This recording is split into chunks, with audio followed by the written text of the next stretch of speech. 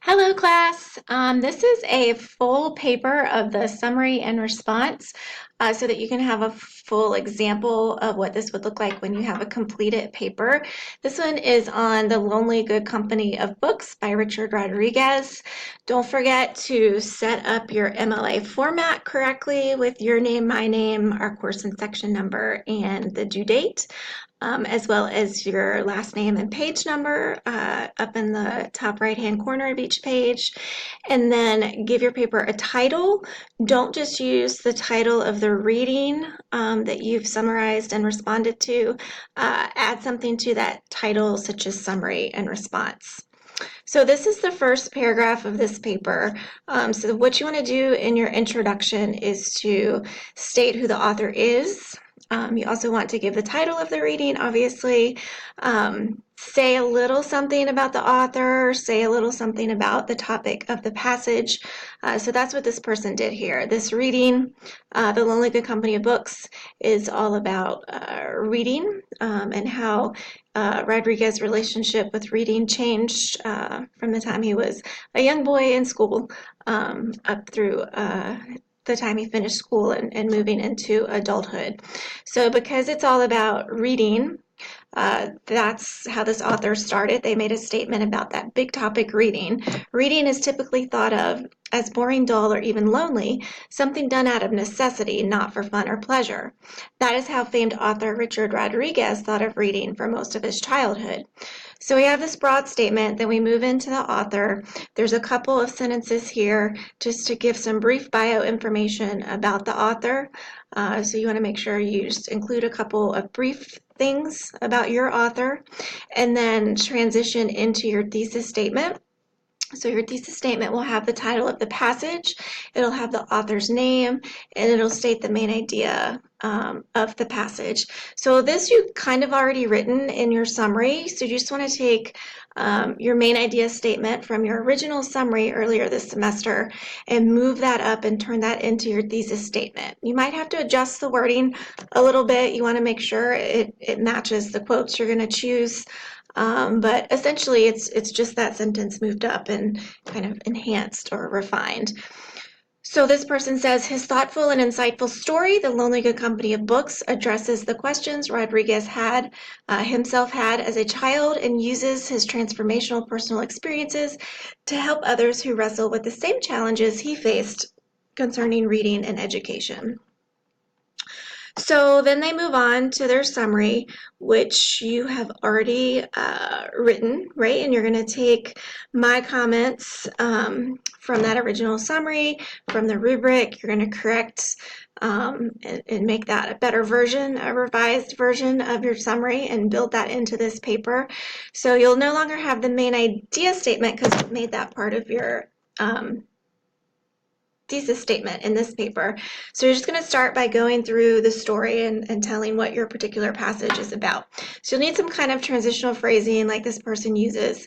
Rodriguez starts his story by talking about his parents and different habits he noticed about them as he grew up.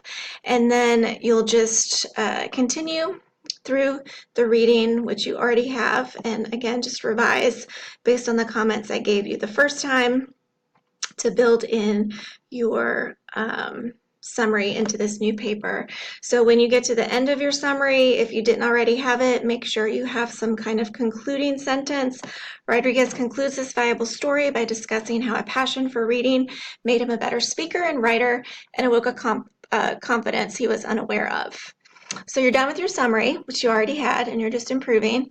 And then you're going to move on to your quote response paragraphs. So just remember you're beginning with the quote, which means you're going to have the quotation marks around the quote. You're going to need to include some kind of verbiage stating that the quote is meaningful or valuable or significant, whatever word you want to use.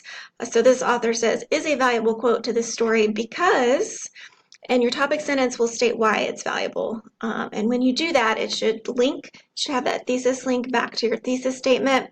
So this person says it talks about his interpretation of the purpose of reading as a child, which links back to the thesis. It has the parentheses with the page number as well as the period on the outside of that in-text citation. And then you're going to move on. You can refer back to your assignment. The assignment gives you kind of a template for how you can move through the analysis. You don't have to use the wording from the assignment sheet, but if you aren't sure where to go with your analysis, it can certainly help you, and you can keep it, or you can use it to draft and then take it out and revise to make it more your style. So this person says what Rodriguez is saying in the quote is, right? So the next thing you want to do after you explain why the quote is valuable and link back to the wording in the thesis, you want to put the quote in your own words. So saying something like what Rodriguez is saying in the quote is lets us know you're putting it in your own words. And then you're going to analyze the quote. So you might use a phrase like, in other words, and then continue on to do your analysis. Then you'll get to the end of that paragraph. You will include a summary sentence that wraps up what the paragraph is about, and again ties back to that thesis wording because we're trying to create unity. So you might say something for this paper. After years of questions and uncertainty, he came to the conclusion that reading, the main topic, right, can be done for enjoyment or pleasure, as well as growing knowledge and furthering education. So it's that growth and that change through experience with reading over time. Then it's time to do your second quote response paragraph, and you'll want to set it up the same way. You're going to want to have your topic sentence needs to include the quote. It needs to say why it's significant. So something like is another significant quote to the story because Rodriguez finally starts to take pleasure in reading and changes from his previous skeptical view of reading.